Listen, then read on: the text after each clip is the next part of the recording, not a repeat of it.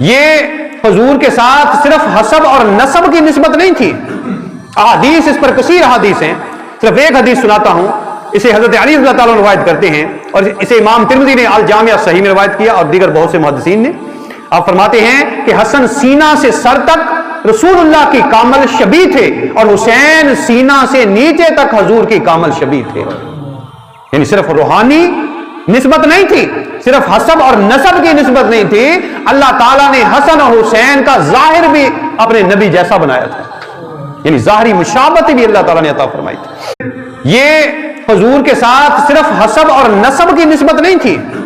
احادیث اس پر کثیر احادیث ہیں. صرف ایک حدیث سناتا ہوں. اسے حضرت علی رضی اللہ تعالیٰ عنہ روایت کرتے ہیں اور اسے امام ترمذی نے الجامع صحیح میں روایت کیا اور دیگر بہت سے محدثین نے.